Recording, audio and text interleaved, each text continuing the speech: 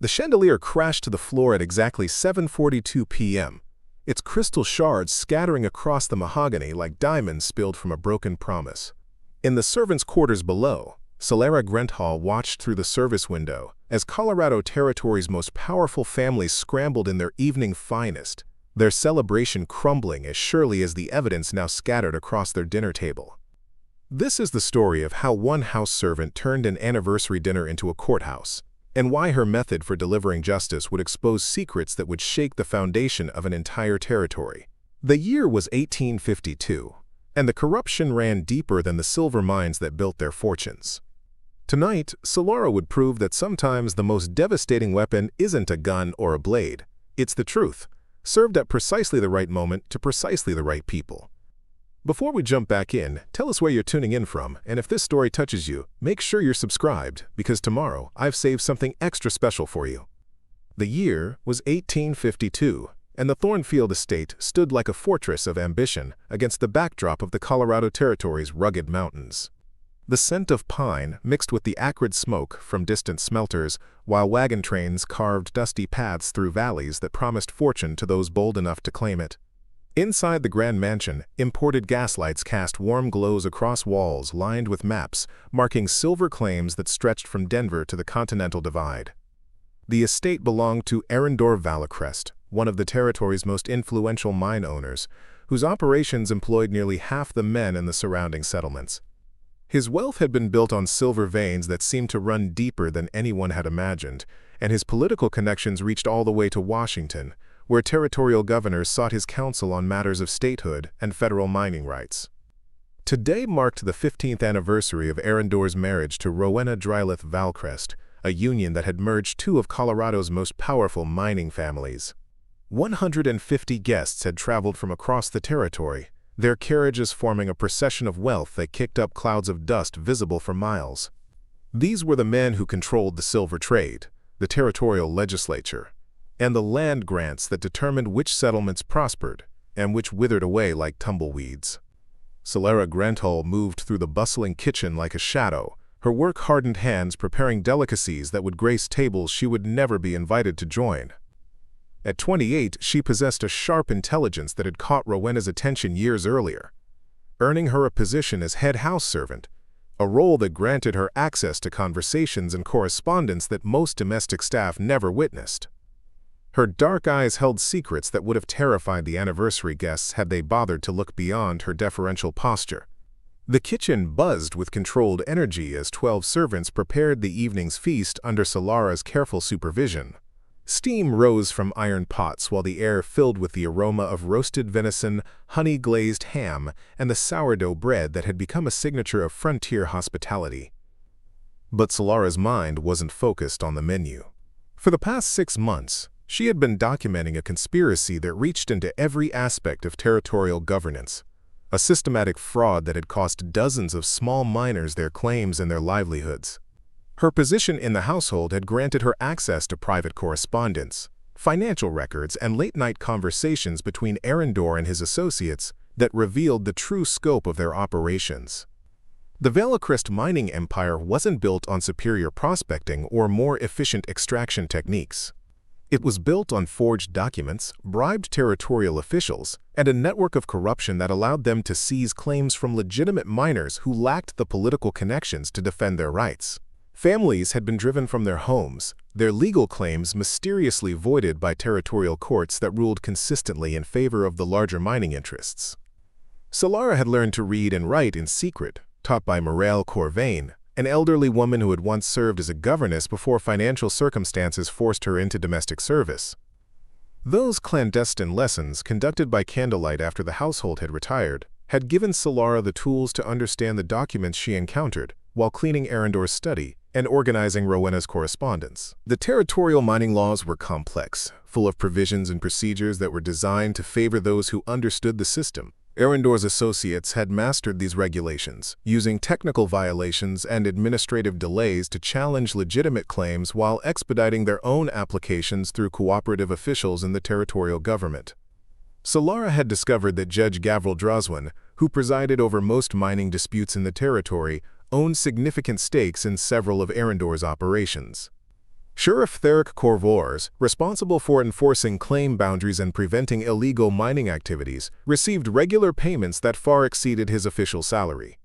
Even the Territorial Land Office maintained two sets of records, one for public inspection and another that documented the actual ownership transfers that had occurred through bribery and coercion. The evidence was scattered across dozens of documents, each piece seemingly innocent when viewed individually but forming a devastating pattern when assembled together. Selara had spent months memorizing names, dates, and financial details, building a comprehensive understanding of how the conspiracy operated and who benefited from its success. Her motivation wasn't abstract justice or political idealism. 3 months earlier, she had witnessed the destruction of the Brennan family, homesteaders who had discovered a promising silver vein on their property near Golden Creek.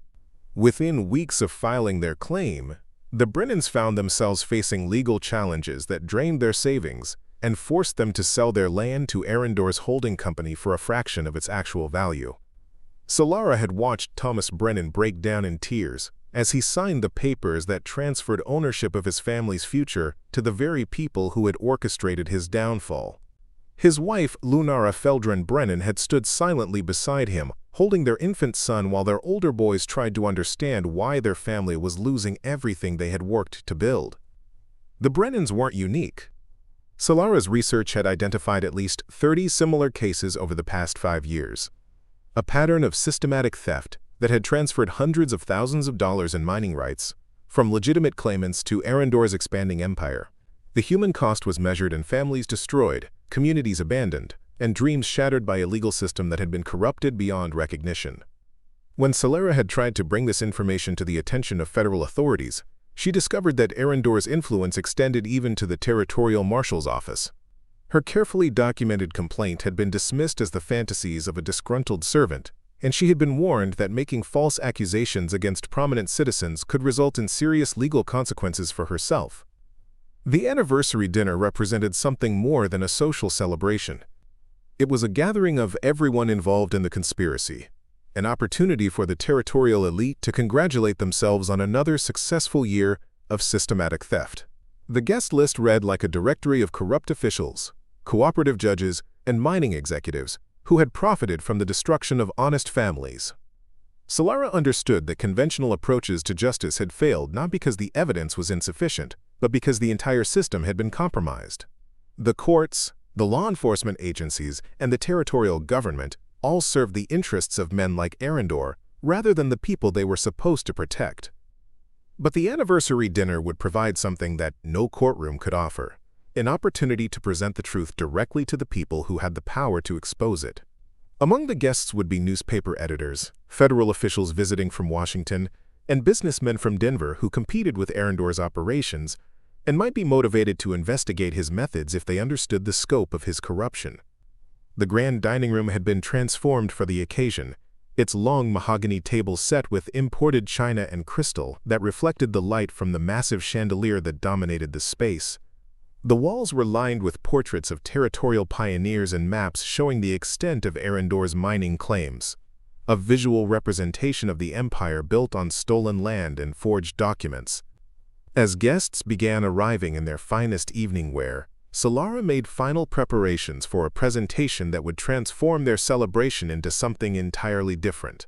She had spent weeks planning this moment, understanding that she would have only one opportunity to present her evidence before the inevitable retaliation destroyed any chance of justice. The kitchen staff remained unaware of her true intentions, focused on their duties as they prepared to serve a meal that would be remembered for reasons none of them could imagine. Selara moved among them with calm efficiency, her outward demeanor betraying nothing of the revolution she was about to unleash upon the territorial elite. What happens when a servant becomes a prosecutor? When a dining room transforms into a courtroom, and when dinner service delivers evidence instead of food? The anniversary guests were about to discover that some secrets are too large to remain hidden, and that justice sometimes arrives through the most unexpected channels.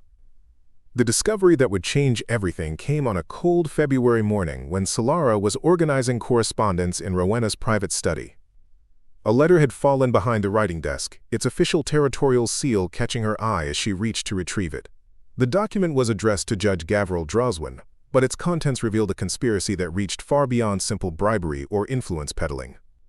The letter contained detailed instructions for manipulating territorial mining records, complete with forged signatures and backdated claims that would retroactively invalidate dozens of legitimate mining operations.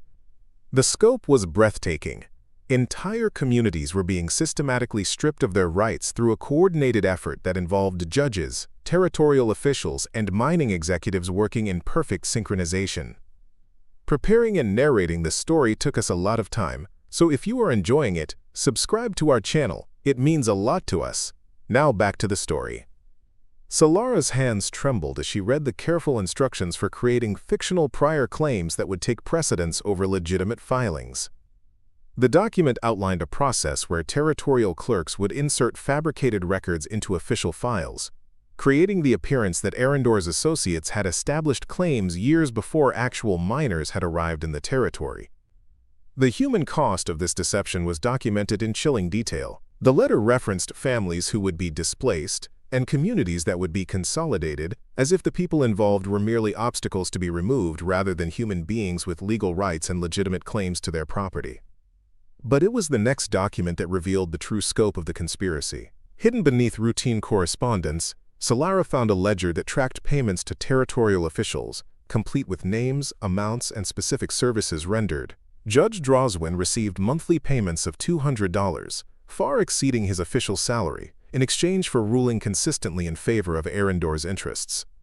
Sheriff Corvan was paid $300 monthly, plus bonuses for special services that included intimidating miners who attempted to challenge fraudulent claims. The territorial land office clerk, Malvin Caraith, received $50 for each set of documents he falsified, creating a financial incentive for maximum corruption.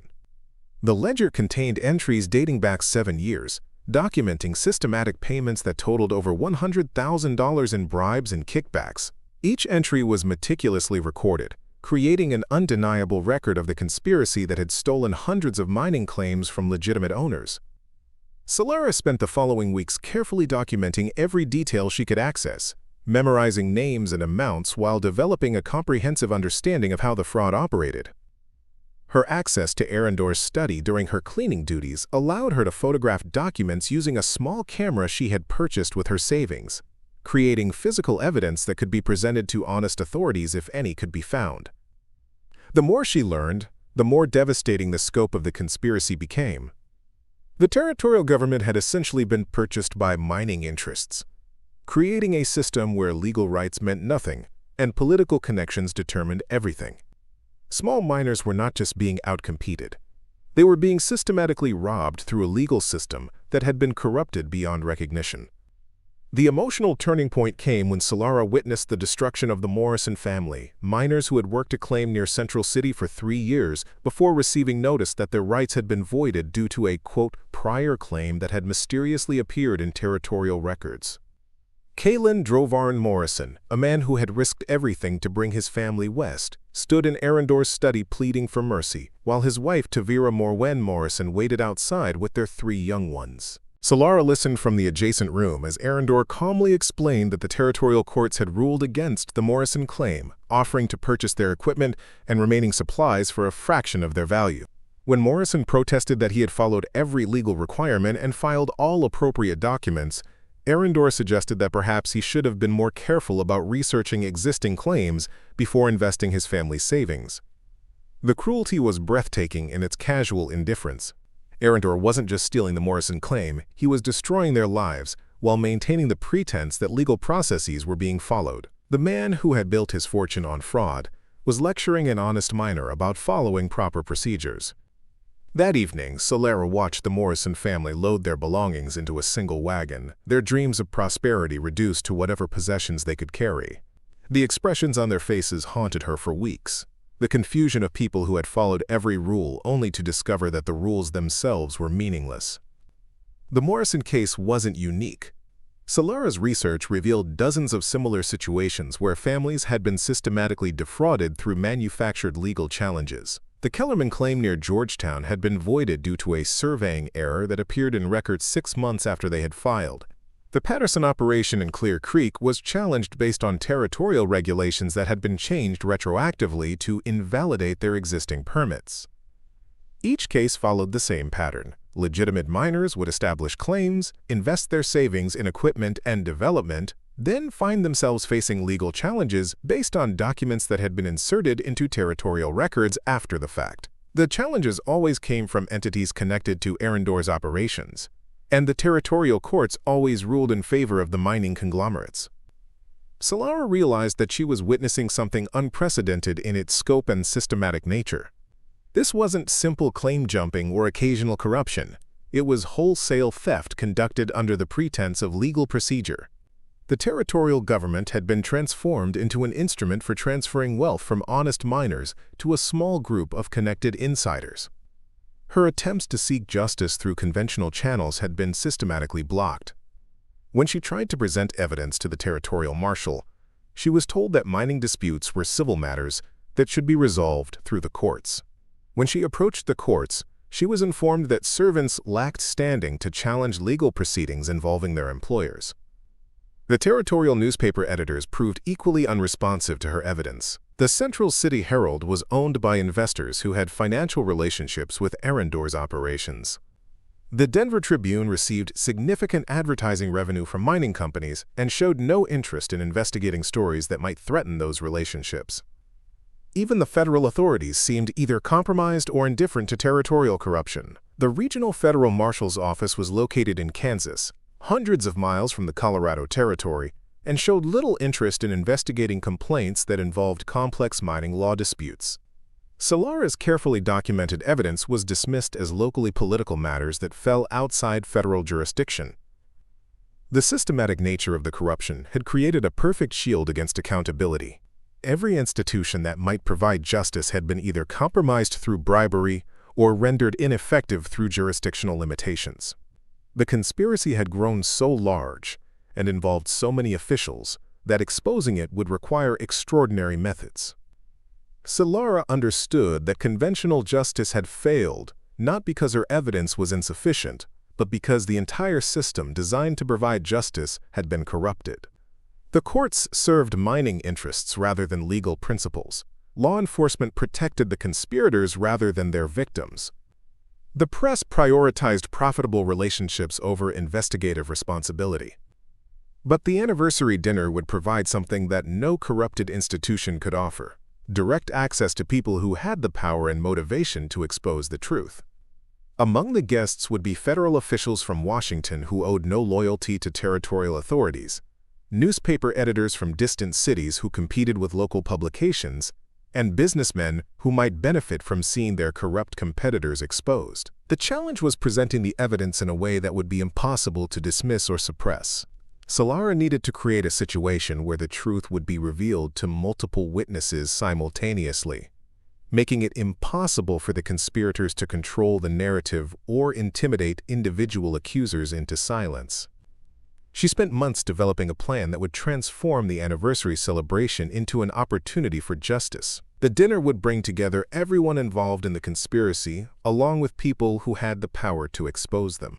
For one evening, all the players would be gathered in a single room where the truth could be presented in a way that would make denial impossible. The anniversary guests expected to celebrate another year of profitable corruption. Instead, they would witness the beginning of the end for the territorial mining conspiracy, delivered by someone they had dismissed as irrelevant to their schemes.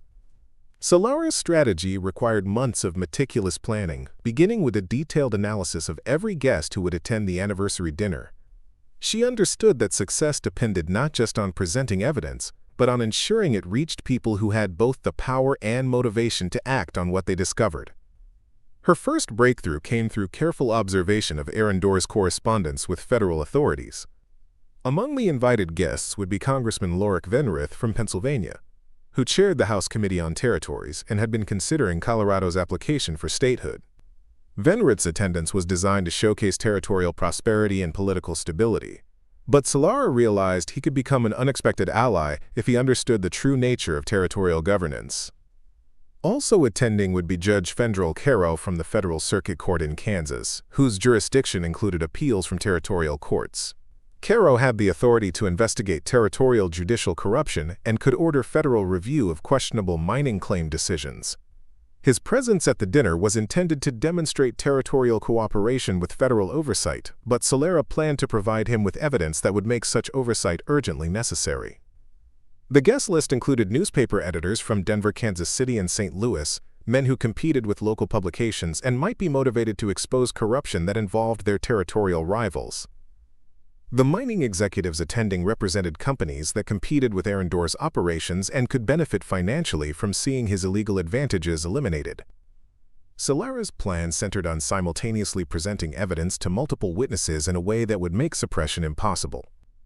She had observed that the anniversary dinner always featured speeches and presentations, creating opportunities for dramatic revelations that would be witnessed by everyone present.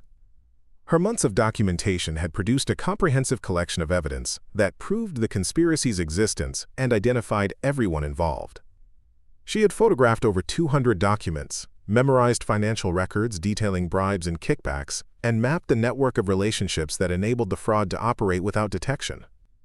The technical challenge was presenting this evidence in a format that would be immediately comprehensible to people unfamiliar with territorial mining law. Selara spent weeks organizing her documentation into clear categories: forged documents that proved claims had been backdated, financial records showing systematic bribery, and correspondence that revealed the conspiracy's scope and methods. She created visual presentations that would make the evidence undeniable even to casual observers. Charts showing the timing of claim filings versus the mysterious appearance of prior claims and territorial records. Financial ledgers documenting payments to specific officials alongside dates when favorable rulings were issued. Maps showing how legitimate mining operations had been systematically acquired through fraudulent legal challenges. The dining room's layout provided unexpected opportunities for her presentation. The massive chandelier that dominated the space could be modified to support a system for displaying documents where every guest would be forced to see them. The walls lined with territorial maps could be temporarily replaced with evidence charts that would transform the celebration space into a courtroom. Selara's technical preparation required skills she had developed through years of careful observation and secret education. Her ability to read and analyze complex documents had been supplemented by lessons in basic engineering from Jonas Thalvin, a former mining equipment specialist who now worked as a handyman for the estate. Thalvin had taught her principles of mechanical systems and structural engineering that would prove essential for her planned presentation. The timing of her revelation required precise coordination with the dinner schedule. Arendor always delivered a speech celebrating the anniversary and territorial prosperity, followed by toasts from distinguished guests. Selara planned to interrupt these proceedings at the moment when maximum attention was focused on the speakers, ensuring that her evidence would be presented to a captive audience that included people with the power to investigate and prosecute. Her preparation included developing contingency plans for various forms of retaliation. She understood that exposing the conspiracy would make her a target for people who had invested years in building their corrupt system.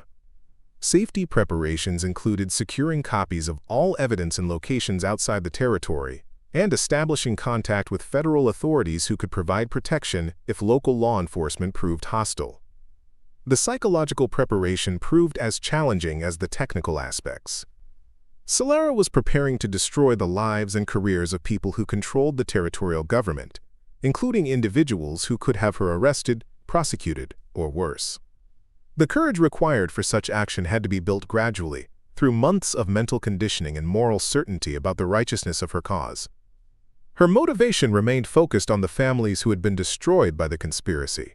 Each document she photographed represented someone like the Morrisons or Brennans, honest people who had risked everything for legitimate opportunities only to be systematically robbed by corrupted institutions. The evidence she had gathered could restore justice for dozens of families while preventing hundreds of future victims. Selara's plan required allies within the household staff, people who could assist with technical preparations without fully understanding their purpose. She carefully cultivated relationships with servants who had access to different areas of the estate, gradually recruiting help for what she described as preparations for a special anniversary surprise. Calvin Drovich, the stable master who maintained the estate's carriages, helped her modify the chandelier's support system without understanding that it would be used to display incriminating documents. Ulrich van Roo, responsible for maintaining the estate's mechanical systems, assisted with installing hidden pulleys and releases that would be triggered at the appropriate moment during dinner. The most delicate aspect of her preparation involved timing the revelation to maximize impact while minimizing the opportunity for immediate suppression. Selara needed to present enough evidence quickly enough that guests would understand the conspiracy's scope before anyone could intervene to stop her presentation. She rehearsed her planned speech dozens of times, memorizing key facts and figures that would make the fraud undeniable to any honest observer. The presentation had to be clear enough for people unfamiliar with mining law to understand, while being detailed enough to convince skeptics that her accusations were based on solid evidence rather than speculation or personal grievance. Her final preparations included securing the original documents she had photographed, ensuring that physical evidence would survive any attempt to destroy her copies. These originals were hidden in locations throughout the territory, accessible to federal investigators if her initial revelation prompted serious inquiry into territorial corruption. The anniversary dinner represented years of careful planning compressed into a single evening when truth would finally confront the systematic lies that had corrupted territorial governance. Selara understood that success would require perfect execution, but failure would mean not just personal destruction but continued suffering for everyone who had been victimized by the conspiracy. As the dinner approached, she made final adjustments to her plan while maintaining the appearance of a loyal servant preparing for her employer's celebration. No one suspected that their anniversary dinner was about to become the trial they had spent years avoiding. The transformation of Selara's individual investigation into a broader network of resistance began when she realized that other household servants had witnessed fragments of the conspiracy without understanding their significance. Her careful conversations with fellow staff members revealed that the corruption she had documented was even more extensive than her initial research had indicated. Dalis Veranor, who served as personal maid to Rowena, had observed midnight meetings between Arendor and territorial officials that occurred far more frequently than legitimate business would require. These gatherings took place in the estate's library, where financial ledgers were reviewed and payments distributed with the systematic precision of a well-organized criminal enterprise. Avenya Tharwick, responsible for maintaining Arendor's study, had noticed that certain documents disappeared and reappeared with suspicious regularity, suggesting that records were being altered or replaced as needed to support fraudulent claims. Her observations helped Selara understand that the conspiracy included not just bribery, but systematic forgery of territorial documents. Coraline Dravel, who managed the household's correspondence, had inadvertently provided Selara with access to communications that revealed the conspiracy's geographic scope. Letters from mining operations in Utah Territory and Kansas indicated that the fraud extended far beyond Colorado, suggesting a multi-territorial network of corruption that involved federal officials and interstate mining conglomerates. The evidence-gathering process required extraordinary discretion, as any discovery would result in immediate dismissal and possible prosecution for theft. Selara developed techniques for photographing documents during routine cleaning activities, using a small camera concealed within standard household supplies. The photographs had to be taken quickly and without artificial lighting, requiring her to master complex technical skills while maintaining the appearance of normal domestic duties. Her most valuable ally proved to be Mirelle Corvain, the former governess who had taught Selara to read and write. Mirelle's education included knowledge of legal procedures and territorial governance that helped Selara understand the technical aspects of mining law and identify the specific regulations that were being violated by the conspiracy. Mirelle's analysis revealed that the fraud was even more sophisticated than Selara had initially realized. The conspirators weren't simply bribing officials to ignore violations. They were systematically rewriting territorial law through selective enforcement and judicial precedents that created new legal frameworks favoring large mining operations over individual prospectors. The territorial courts had established a pattern of rulings that effectively nullified the Mining Act of 1850, which was designed to protect individual miners' rights. Through careful case selection and coordinated decisions, judges like Gavril Droswin had created legal precedents that made it virtually impossible for small miners to defend their claims against challenges from well-connected corporations. Celara's documentation expanded to include analysis of court records that showed how legal precedents had been manipulated to serve the conspiracy's interests. Cases were being decided based on fabricated evidence and selective application of regulations, creating a body of territorial law that bore no resemblance to the federal statutes it was supposed to implement. The financial scope of the conspiracy proved staggering when Celara gained access to banking records that Arendor kept in a concealed safe within his private study.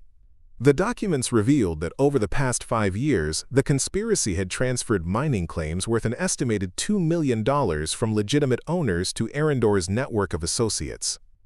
Individual cases that had seemed like isolated incidents of corruption were revealed as components of a systematic campaign to consolidate territorial mining rights under the control of a small group of connected insiders. The Brennan family's loss was one entry in a ledger that documented hundreds of similar thefts, each disguised as legitimate legal proceedings. The human cost was documented in correspondence between conspirators that discussed displaced families with casual indifference. Letters referred to miners as problems to be solved and communities as obstacles to development, revealing an attitude that viewed honest people as impediments to profit rather than citizens with legal rights. Celara's investigation revealed that the conspiracy had even influenced territorial military policy, with mining claims being protected by federal troops who were supposedly maintaining peace but actually enforcing fraudulent ownership transfers. The territorial governor had requested military assistance based on fabricated reports of mining disputes that required federal intervention. The scope of corruption had reached levels that threatened the entire territorial government's legitimacy. Federal statehood applications were being supported by economic data that included revenues from fraudulently acquired mining operations, meaning that Colorado's potential admission to the Union was based partly on systematic theft. Her evidence collection required developing relationships with people throughout the territory who had witnessed aspects of the conspiracy without understanding their significance. Celara corresponded with family members of displaced miners, gradually building a network of witnesses who could testify about the fraud's impact on legitimate mining operations. These relationships revealed that resistance to the conspiracy was already emerging in isolated communities where miners had begun organizing to challenge fraudulent claim transfers. Small settlements near Georgetown and Central City had formed informal associations to share information about suspicious legal challenges and coordinate responses to territorial court decisions. Celara realized that her planned revelation at the anniversary dinner could catalyze these existing resistance efforts into a coordinated movement for justice. The evidence she had gathered could provide the documentation needed to support federal investigation, while the testimony of displaced miners could demonstrate the conspiracy's human impact. Her preparation included establishing secure communication networks that could survive the inevitable retaliation following her revelation. Messages were passed through traveling merchants, mining equipment suppliers, and territorial mail carriers who maintained routes throughout the Colorado Territory and neighboring regions. The technical challenges of organizing this evidence into a coherent presentation required skills that Celara had developed through months of careful study. She created detailed timelines showing how legitimate claims had been systematically challenged and voided, financial charts documenting the flow of bribes and kickbacks, and maps illustrating the geographic scope of the fraudulent claim transfers.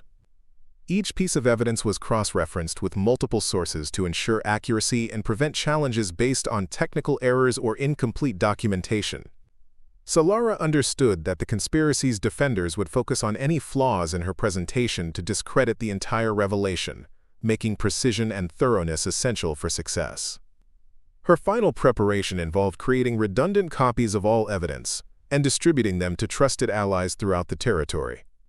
If her initial revelation resulted in attempts to destroy evidence or intimidate witnesses, the documentation would survive in multiple locations with people who understood its significance and could present it to federal authorities. The anniversary dinner would transform from celebration to reckoning, with years of careful evidence gathering culminating in a presentation that would expose the territorial mining conspiracy to people with the power and motivation to pursue justice. The anniversary guests began arriving at precisely 6 o'clock in the evening, their carriages forming an impressive procession along the estate's circular drive. The October air carried the crisp scent of approaching winter mixed with wood smoke from the estate's many fireplaces, while the setting sun cast long shadows across the Colorado Territory's mountainous landscape. Inside the grand dining room, crystal glasses caught the light from the massive chandelier that dominated the space, creating prismatic rainbows that danced across walls lined with territorial maps and portraits of mining pioneers. The long mahogany table was set for 150 guests, its surface gleaming with imported china and silverware that represented the finest luxuries available on the frontier. Selara moved through the kitchen with practiced efficiency, her outward calm masking the intensity of her final preparations.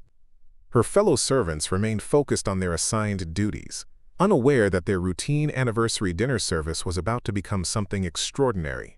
The timing of her revelation required precise coordination with the evening's established schedule, as any deviation would alert the guests to unusual circumstances. Congressman Selara Grenthall arrived accompanied by his aide and 2 federal marshals, their presence representing the highest level of federal authority currently in the territory. Judge Fenrel Caro followed shortly afterward, his distinguished bearing commanding immediate respect from territorial officials who understood his jurisdiction over appeals from local courts. The newspaper editors had traveled significant distances to attend what they believed would be a routine celebration of territorial prosperity. Samuel Richardson from the St. Louis Republic and James Morrison from the Kansas City Star represented publications that competed directly with territorial newspapers and might be motivated to investigate stories involving their local rivals.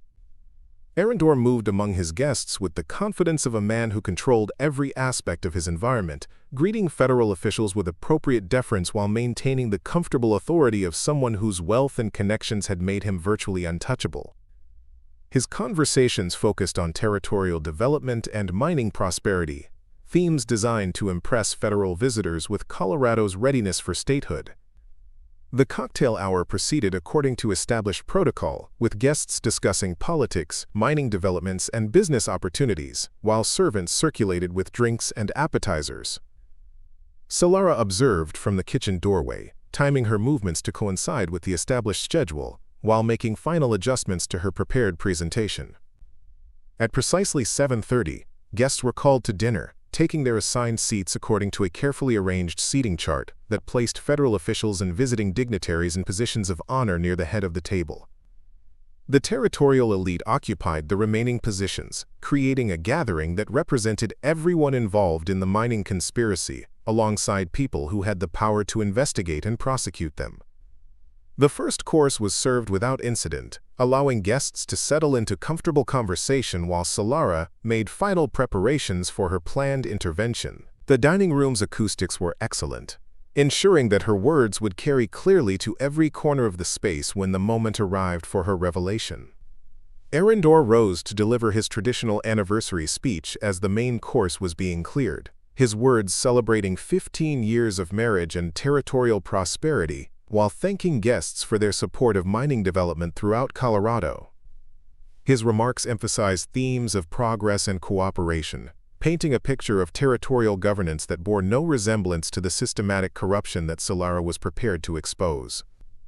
"Ladies and gentlemen," Arendor began, his voice carrying the authority of someone accustomed to commanding attention, "we gather tonight to celebrate not just our personal milestone, but the remarkable transformation of the Colorado Territory into a beacon of American enterprise and prosperity." The guests responded with polite applause, their attention focused on their host as he continued describing the territory's economic achievements and bright future prospects. Federal officials listened with interest, observing the confidence and apparent prosperity that supported Colorado's application for statehood. But as Arendor reached the climax of his speech, praising the territorial government's commitment to justice and fair dealing, Selara activated the mechanism she had spent months preparing. Hidden releases triggered a carefully coordinated display that transformed the elegant dining room into something resembling a courtroom where evidence rather than entertainment would command attention. The massive chandelier, modified through weeks of careful engineering, suddenly displayed dozens of documents that descended on nearly invisible wires to hover at eye level throughout the room.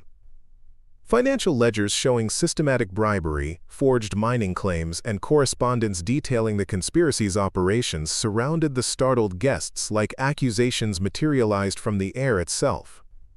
"Ladies and gentlemen," Selara's voice rang out clearly from the kitchen doorway as she stepped into the dining room carrying additional evidence.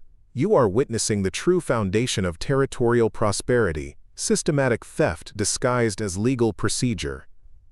The guests stared in stunned silence as they found themselves surrounded by documented proof of the corruption that had enriched the territorial elite at the expense of honest miners. Judge Droswin's face went pale as he recognized his own handwriting on bribes receipts that hung beside his seat, while Sheriff Corvan frantically tried to reach documents that detailed his illegal activities. Congressman Venrith, Selara continued, addressing the federal official directly while maintaining perfect composure, the territorial statehood application you're reviewing is based on revenues from mining operations that were acquired through systematic fraud. Judge Caro, the territorial courts you oversee have been systematically corrupted through bribes and coercion. Before we continue with this revelation that would reshape territorial governance, let me know in the comments what you think about corruption in positions of power. If this story is keeping you engaged, hit that like button and subscribe, because the most shocking evidence is still to be revealed. The federal marshals immediately understood the significance of what they were witnessing, moving to secure the displayed documents, while other guests struggled to comprehend the transformation of their elegant dinner into a legal proceeding. The newspaper editors frantically took notes, recognizing that they were witnessing one of the most significant political scandals in territorial history. Arendor attempted to regain control of the situation, commanding his servants to remove what he termed quote, fabricated evidence. But Selara calmly informed the assembled guests that everything they were seeing represented authentic documents photographed from his personal files over the course of months of careful investigation.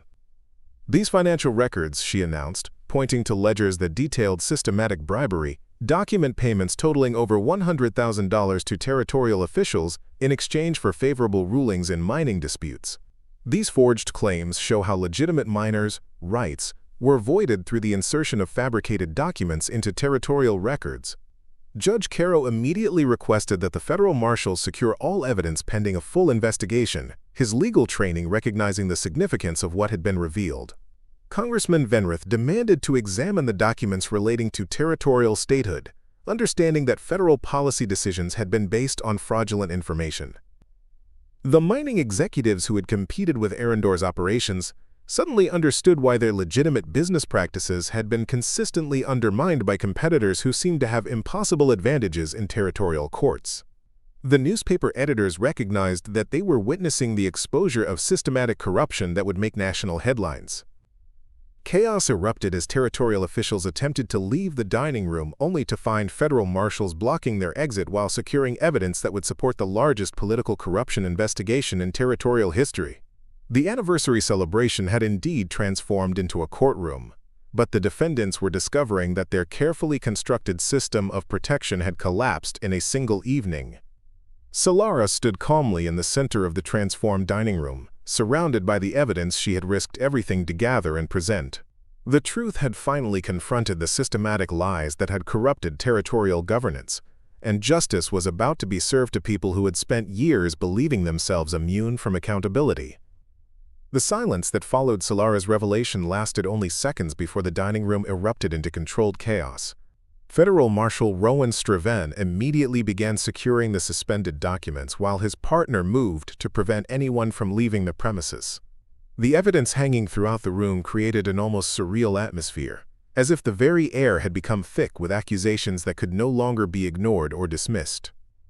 Judge Fendrel Caro's legal training immediately recognized the significance of what he was witnessing.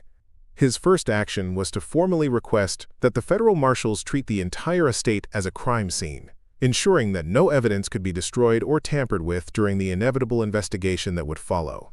His authoritative voice cut through the confusion as he addressed the assembled guests.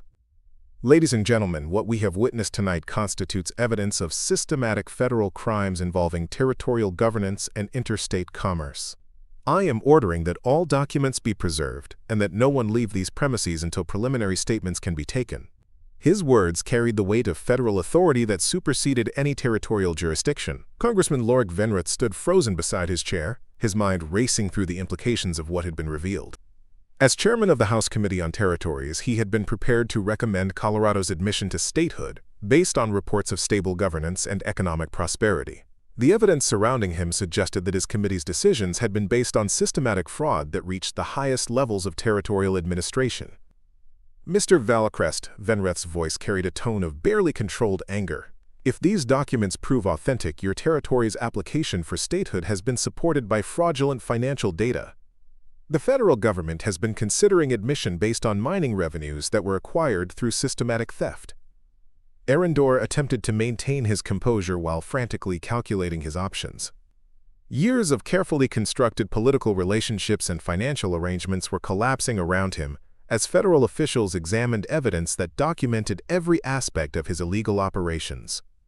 His usual confidence had been replaced by the desperate realization that his protective network of corrupted territorial officials was powerless against federal authority.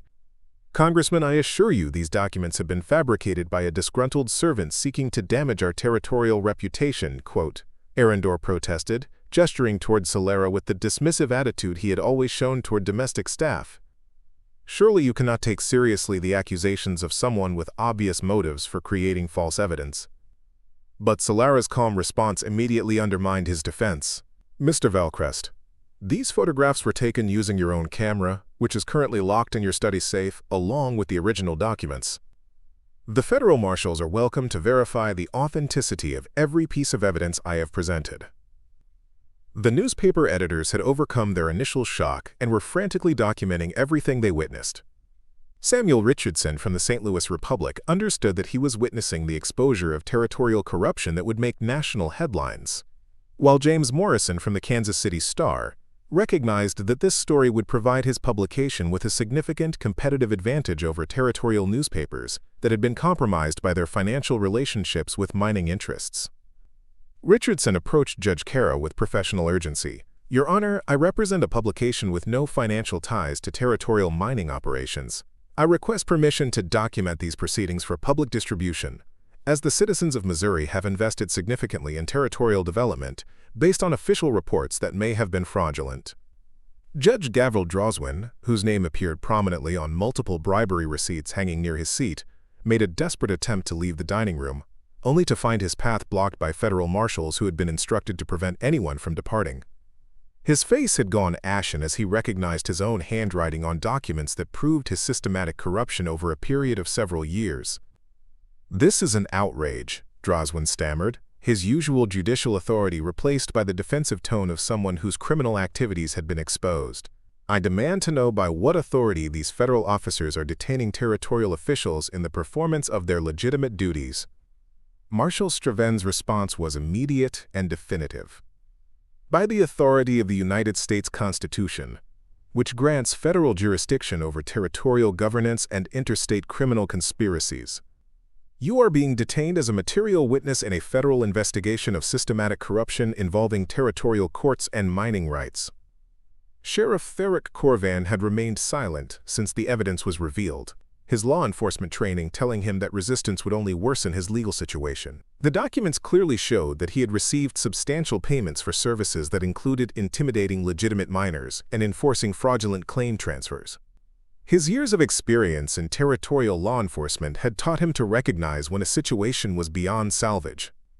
The mining executives who had competed against Arendor's operations were experiencing a mixture of vindication and anger as they examined evidence that explained their systematic disadvantages in territorial courts. Malden Crestown, whose family had operated legitimate mining claims near Georgetown, discovered documentation showing how his legal challenges had been deliberately delayed and denied through judicial corruption. My father lost his life savings fighting what we thought were legitimate legal proceedings, Crestown announced to the room, his voice carrying the anger of someone who had finally understood the true nature of his family's destruction.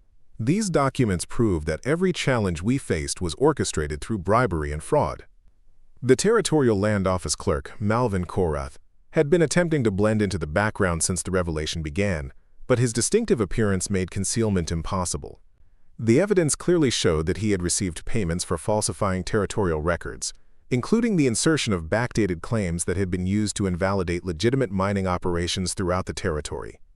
Congressman Venreth examined the financial ledgers with the methodical attention of someone whose political career depended on understanding exactly what had occurred. The scope of the documented corruption was staggering, involving not just territorial officials but federal appointees whose cooperation had been purchased through systematic bribery. These records indicate that over $2 million in mining rights had been transferred through fraudulent legal procedures. Venrith announced to the room, his voice carrying the authority of someone who would soon be reporting to the highest levels of federal government. The territorial statehood application my committee has been reviewing is based on economic data that includes revenues from systematic theft. Judge Caro had begun organizing the evidence into categories that would support federal prosecution, his legal experience recognizing that the documentation was sufficiently comprehensive to support criminal charges against dozens of individuals. The systematic nature of the corruption suggested that this was not isolated criminal behavior but an organized conspiracy that had operated for years with virtual impunity. Marshal Strevine, Caro instructed, I want this entire estate secured as evidence. Every document in Mr. Vallecrest's possession must be preserved for examination by federal investigators. This conspiracy appears to involve systematic violation of federal mining laws and territorial governance statutes. Selara observed the proceedings with the calm satisfaction of someone who had achieved exactly what she had planned. Years of careful preparation and enormous personal risk had culminated in this moment, when federal authority finally confronted territorial corruption. The evidence she had gathered was performing exactly as intended, providing federal officials with comprehensive documentation that made denial or dismissal impossible. But she also understood that her personal situation had become extremely dangerous. Exposing systematic corruption involving powerful territorial officials had made her a target for retaliation that could extend far beyond legal prosecution. Her safety would depend on federal protection and the continued attention of newspaper reporters who could document any attempts to intimidate or harm her. Rowena Drealith Vallecrest had remained silent throughout the revelation, her social training preventing any public display of emotion despite the destruction of her family's wealth and status. But her expression suggested someone who was beginning to understand that her comfortable life had been built on systematic criminality that was now being exposed to federal scrutiny. The atmosphere in the dining room had completely transformed from elegant celebration to federal crime scene investigation. The imported crystal and fine china that had represented territorial prosperity now seemed like evidence of wealth acquired through systematic theft. The maps lining the walls, which had previously displayed territorial development, now appeared to document the geographic scope of organized criminal activity. Federal Marshal Rowan Strevine approached Selara with professional respect that acknowledged her role in exposing the conspiracy. Miss Grenthall, your safety is now a federal concern. The individuals you have exposed possess both the motivation and resources to attempt retaliation. We will need to arrange protective custody while this investigation proceeds. As the evening progressed, it became clear that Selara's carefully planned revelation had achieved something unprecedented in territorial history. Federal authority was finally confronting systematic corruption that had operated with virtual impunity, and the evidence she had provided would support the largest criminal investigation in Colorado Territory's existence. The anniversary dinner that was supposed to celebrate territorial prosperity had instead exposed the criminal foundation upon which that prosperity had been built. Justice was finally beginning to replace the systematic corruption that had destroyed dozens of families and corrupted an entire system of territorial governance. The news of Selara's revelations spread across the Colorado Territory with the speed of a wildfire through dry timber. Within 48 hours of the anniversary dinner, telegraph wires carried reports of the massive corruption exposure to Kansas City, St. Louis, and ultimately to Washington, where congressional committees immediately demanded comprehensive investigations into territorial governance throughout the American West. The St. Louis Republic published Samuel Richardson's detailed account under headlines that transformed a regional mining dispute into a national scandal about territorial corruption and federal oversight. His reporting included verbatim quotes from the exposed documents, creating a permanent record that made official denial impossible. The Kansas City Star followed with James Morrison's analysis of how the conspiracy had affected interstate commerce and federal statehood applications. Within a week, newspapers from Chicago to San Francisco were reprinting the story with editorial commentary that questioned the entire system of territorial administration. The New York Tribune published an investigation that connected the Colorado conspiracy to similar patterns of corruption in Utah Territory and Kansas, suggesting that systematic mining fraud had become endemic throughout the Western Territories. But the most significant immediate impact occurred within Colorado Territory itself, where Selara's courage had catalyzed a broader movement of resistance among people who had been systematically victimized by the conspiracy. The revelation that their individual struggles were part of a coordinated criminal enterprise provided displaced miners and their families with both explanation and motivation for organized action. Thomas Brennan, whose family had been destroyed by fraudulent claim challenges, emerged as a leader among the displaced miners who began organizing to reclaim their stolen properties.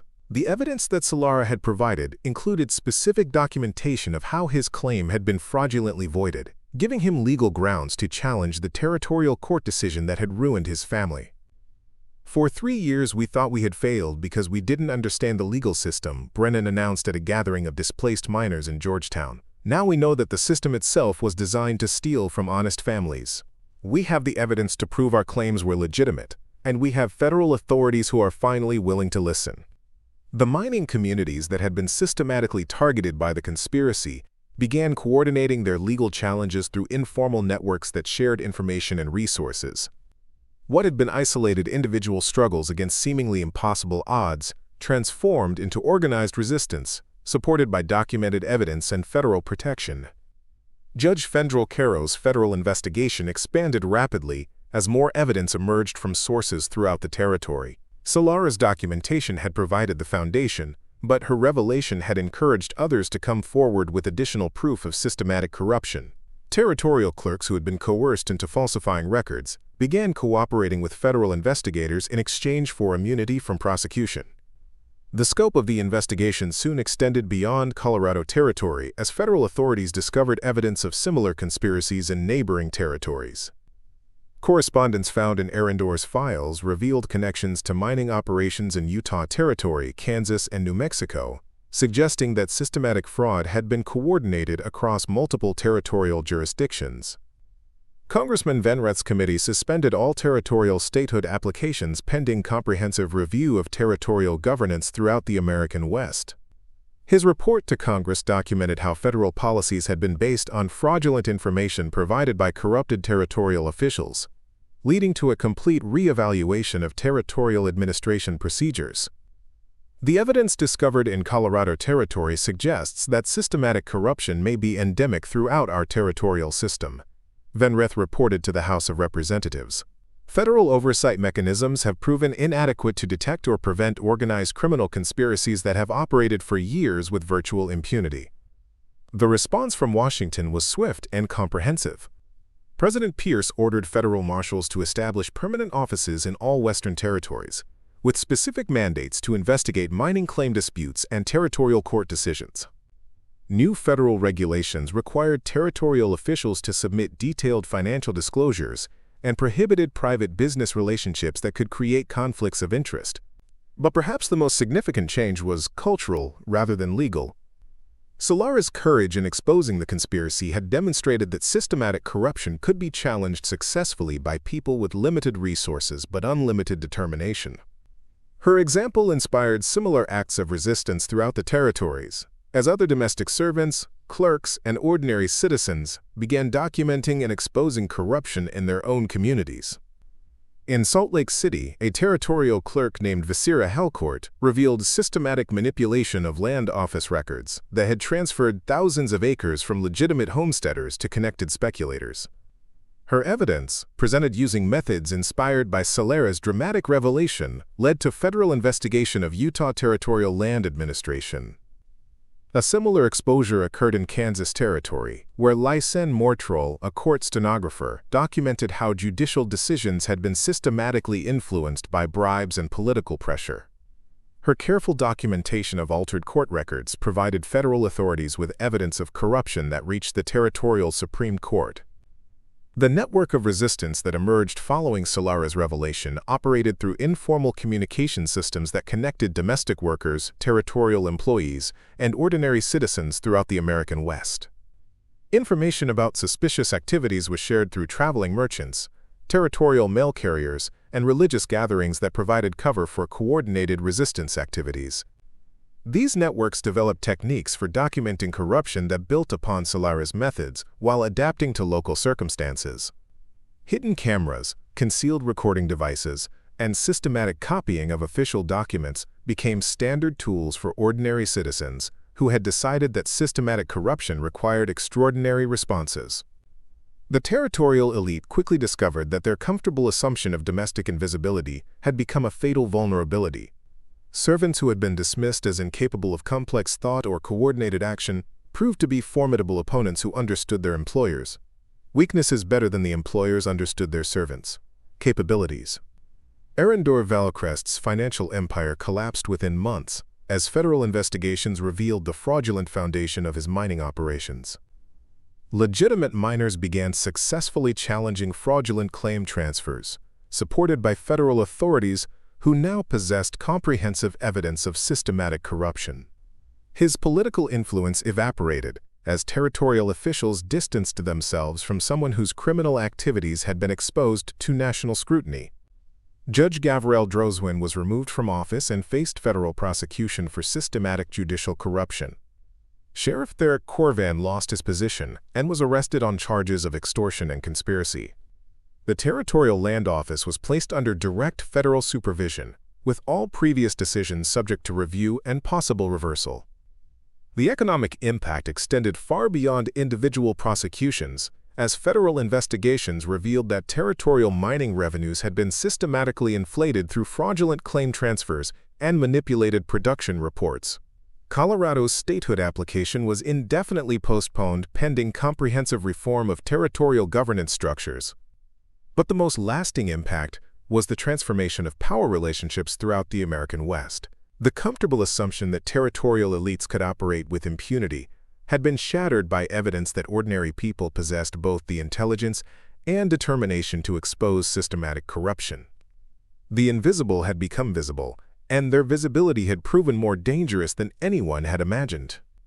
Mining communities throughout the Colorado Territory began establishing their own mutual aid societies and informal courts to resolve disputes without relying on corrupted territorial institutions. These organizations operated according to principles of fairness and community accountability that stood in stark contrast to the systematic corruption that had characterized official governance. The federal investigation eventually resulted in the prosecution of over 60 individuals for various federal crimes related to the mining conspiracy. The trials provided comprehensive documentation of how systematic corruption had operated, creating legal precedents that would influence territorial governance for decades to come. Celara's revelation had achieved something unprecedented in American territorial history: the exposure and dismantling of systematic corruption through evidence gathered and presented by someone that the system had dismissed as irrelevant. Her courage had catalyzed a broader movement for justice that transformed territorial governance throughout the American West. The ripple effects of a single evening's revelation would continue expanding for years, as ordinary people throughout the territories discovered that they possessed the power to challenge seemingly impossible systems of corruption and injustice. The invisible had learned to make themselves seen, and their visibility had proven to be the most powerful weapon against organized criminality. The legacy of Selara Grenthall's courage extends far beyond the Colorado Territory of 1852, creating precedents that would influence American approaches to corruption, transparency, and justice for generations to come. Her methods for exposing systematic fraud through careful documentation and dramatic revelation established principles that continue to guide modern whistleblowing and transparency movements throughout the world. The federal reforms that followed her revelation fundamentally changed how territorial governments operated throughout the American West. The permanent federal oversight offices established in response to the Colorado mining conspiracy remained in place as territories became states, creating institutional frameworks for federal monitoring of local governance that persist in various forms today. Modern historians studying the territorial period recognize Celara's exposure of the mining conspiracy as a pivotal moment in the development of federal oversight mechanisms. Her documentation techniques, which combined systematic evidence gathering with strategic presentation, became models for later reformers who sought to expose corruption in government and business. The precedent she established influenced the development of civil service reforms during the Progressive Era, when advocates for government transparency cited the Colorado Territory case as evidence that systematic corruption required systematic oversight. Her example demonstrated that effective reform often came from ordinary citizens who documented wrongdoing rather than from official oversight mechanisms that could be compromised or circumvented. The investigative journalism that emerged during the late 19th and early 20th centuries drew directly from techniques that Selara had pioneered decades earlier. Reporters like Ida Tarbell and Lincoln Steffens used similar methods of careful documentation and dramatic revelation to expose corporate corruption and political machines that operated through networks of bribery and fraud. Modern corporate whistleblowing protection laws trace their conceptual origins to the federal protections that were established for territorial employees who reported corruption following Selara's revelation. The principle that individuals who expose systematic wrongdoing deserve legal protection from retaliation was first formally recognized in federal legislation that emerged from congressional investigations into territorial governance. The techniques that Selara developed for documenting corruption have been adapted and refined by modern transparency advocates who use digital technology to gather and present evidence of systematic wrongdoing. Her understanding that effective exposure requires both comprehensive documentation and strategic presentation continues to influence how modern activists approach institutional reform. The informal networks that emerged among territorial servants and employees following her revelation established patterns of cooperation and mutual support that would influence later labor organizing and civil rights movements. Her demonstration that seemingly powerless individuals could challenge entrenched systems through coordinated action provided inspiration for generations of social justice advocates. In the modern era, Selara's story resonates particularly strongly with communities that continue to face systematic exclusion from traditional power structures. Her example shows how careful documentation, strategic thinking, and moral courage can overcome seemingly impossible obstacles when conventional approaches to justice have been compromised or co-opted. The digital age has created new opportunities for applying Selara's methods to contemporary challenges. Modern technology enables ordinary citizens to document wrongdoing and present evidence with unprecedented efficiency and reach, but the basic principles she established remain constant: systematic documentation, strategic presentation, and the courage to confront powerful interests that benefit from maintaining corrupt systems. Contemporary corporate accountability movements draw directly from her example, using similar techniques to expose systematic fraud in financial institutions, environmental violations by major corporations, and corruption in government contracting.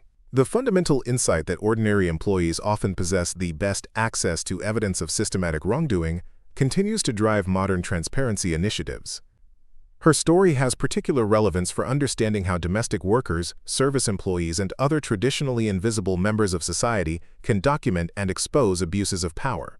Modern labor rights advocates frequently cite the Colorado Territory case as evidence that workers at all levels possess unique perspectives on institutional corruption that make their testimony essential for meaningful reform. The international transparency movement has adopted many of the principles that Selara pioneered, recognizing that effective anti-corruption efforts require both grassroots documentation and strategic presentation of evidence to people with the power and motivation to pursue justice. Organizations like Transparency International and WikiLeaks use methods that echo her approach to gathering and revealing systematic wrongdoing. Academic institutions now teach courses on transparency and accountability that include Selara's case as a foundational example of effective citizen activism. Business schools analyze her strategic thinking and execution, while journalism programs study her techniques for gathering and presenting evidence of complex conspiracies. The legal precedents established by the federal prosecutions that followed her revelation continue to influence modern anti-corruption law. The principle that systematic fraud involving government officials constitutes federal crimes requiring federal prosecution was firmly established through the Colorado Territory cases and remains central to contemporary white-collar crime prosecution. Modern historians have discovered that Selara's influence extended beyond the immediate territory where she operated. Letters and documents from the period show that her methods were discussed and adapted by reform advocates throughout the United States, creating a network of transparency activists who shared techniques for documenting and exposing institutional corruption. The psychological impact of her revelation, the demonstration that seemingly untouchable corrupt systems could be exposed and dismantled, continues to inspire contemporary activists who face similar challenges. Her example proves that individual courage, combined with careful preparation and strategic thinking, can achieve results that seem impossible when measured against the resources and influence of entrenched corrupt interests. Contemporary technology companies have faced accountability movements that use methods directly inspired by Selara's approach. with employees documenting systematic privacy violations, discriminatory practices, and other corporate wrongdoing, using techniques that echo her careful evidence gathering and strategic revelation. Environmental justice advocates have applied her methods to exposing corporate pollution and regulatory capture, understanding that effective environmental protection often requires ordinary citizens to document wrongdoing that official oversight mechanisms have failed to detect or address. The modern understanding of institutional corruption as a systematic problem requiring systematic solutions traces its conceptual development to cases like the Colorado Territory mining conspiracy, where individual acts of courage revealed the need for fundamental institutional reform rather than superficial policy adjustments. Celara's story continues to resonate because it demonstrates universal principles about the relationship between power, accountability, and justice. Her techniques remain relevant because they address fundamental challenges that persist whenever institutions become corrupted and conventional accountability mechanisms prove inadequate. The courage she displayed in risking everything to expose systematic wrongdoing provides a model for contemporary citizens who face similar choices between personal safety and public responsibility. Her example shows that ordinary people possess extraordinary power to challenge corruption when they understand how to gather evidence effectively and present it strategically. Modern social movements recognize that lasting change often requires the kind of comprehensive documentation and dramatic revelation that Celara pioneered. Her understanding that effective reform requires both evidence and presentation, both documentation and communication, continues to guide activists who seek to expose and eliminate systematic injustice. The anniversary dinner that transformed into a courtroom remains a powerful metaphor for how ordinary people can force accountability upon powerful interests that have avoided consequences through corruption and influence. Her legacy reminds us that justice often requires citizens to create the accountability that institutions have failed to provide. Today, as we face new forms of systematic corruption involving digital technology, global finance, and international governance, Celara's example provides both inspiration and practical guidance for citizens who understand that meaningful reform requires extraordinary courage and strategic thinking. Her story proves that the most powerful revolutions often begin not with violence or politics, but with truth carefully gathered and courageously revealed. In an age when institutional trust has been eroded by systematic corruption, her legacy reminds us that individual citizens retain the power to demand accountability and pursue justice. The techniques she pioneered continue to evolve with new technology and changing circumstances, but the fundamental principles remain constant. Corruption thrives in darkness, truth requires courage, and justice often depends on ordinary people doing extraordinary things. Subscribe if you want to see more stories about individuals who use their unique positions to expose systematic corruption and create lasting change. What modern situation do you think most needs the kind of courage and strategic thinking that Celara demonstrated? Let me know in the comments below, and remember that sometimes the most powerful weapon against injustice is simply the truth, presented at exactly the right moment to exactly the right people. Up next, you've got two more standout stories right on your screen. If this one hit the mark, you won't want to pass these up. Just click and check them out. And don't forget to subscribe and turn on the notification bell so you don't miss any upload from us.